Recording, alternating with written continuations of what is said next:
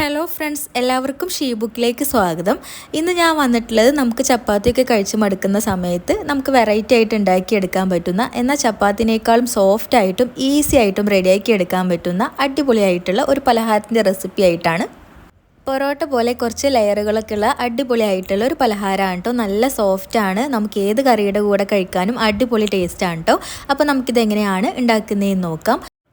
അപ്പോൾ ഇതിനായിട്ട് ഞാനിവിടെ ഒരു ബൗളിലേക്ക് 2 കപ്പ് ഗോതമ്പ് പൊടി എടുത്തിട്ടുണ്ട്. ഇതിലേക്ക് ആവശ്യത്തിനുള്ള ഉപ്പും 1 ടേബിൾ സ്പൂൺ ഓയിൽ ഒഴിച്ചു കൊടുക്കാം. ഇനി ഇതിലേക്ക് മെയിനായിട്ട് വേണ്ട ഇൻഗ്രീഡിയൻ്റ് ആണ് ഈ ഒരു പേസ്റ്റ് കേട്ടോ. അതായത് നമ്മൾ ചോറ് വെച്ചിട്ട് റെഡിയാക്കി എടുത്തിട്ടുള്ള ഒരു പേസ്റ്റാണ്.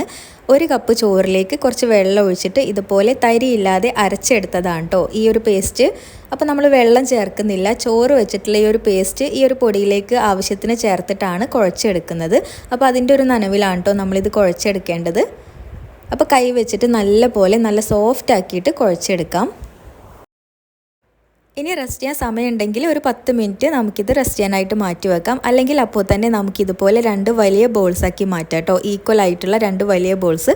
എന്നിട്ട് ഓരോന്നും കൗണ്ടർ ടോപ്പിൽ കുറച്ച് ഓയിലൊക്കെ ആക്കിയിട്ട് ഇങ്ങനെ പരത്തിയെടുക്കുക. ഓരോ ബോൾ എടുത്തിട്ട് 2 ബോളാണ് നമ്മൾ റെഡിയാക്കി എടുക്കേണ്ടത്. അതിൽ നിന്ന് ഒരെണ്ണം എടുത്തിട്ട് ആദ്യം ഇതുപോലെ പരത്തിയെടുക്കുക. നല്ല തിന്നായിട്ട് ഷീറ്റ് രൂപത്തിൽ പരത്തിയെടുക്കണം.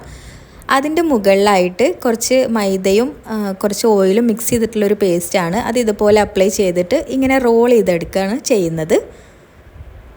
ഇങ്ങനെ റോൾ ചെയ്തിട്ട് നമുക്കിതിനെ കട്ട് ചെയ്ത് കൊടുക്കാം. വീഡിയോയിൽ കാണുന്നത് പോലെ കട്ട് ചെയ്തെടുത്താൽ മതി.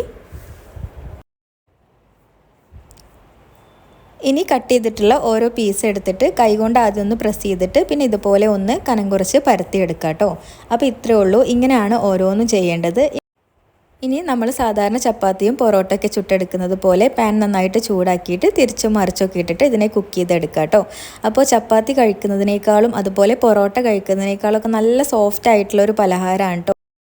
ഇതിൽ നമ്മൾ ചോറ് ചേർത്തതുകൊണ്ടാണ് ഇത്രയും സോഫ്റ്റായിട്ട് ഇരിക്കുന്നത്. നമ്മൾ രാവിലെ ഉണ്ടാക്കുകയാണെങ്കിൽ വൈകുന്നേരം വരെ നല്ല സോഫ്റ്റായിട്ട് ഇരിക്കും കേട്ടോ.